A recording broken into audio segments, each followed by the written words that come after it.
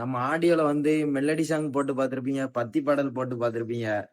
நம்ம சூர்யா நடிச்ச கருப்பு படத்துல இருந்து நம்ம செல்லங்கள் பூரா கருப்பா இருக்காங்க. அதனால கருப்பு படத்துல இருந்து பாட்டு போட்டு சும்மா கொடூரமா நம்ம பெட்டியில எப்படி படிக்குன்னு பாருங்க.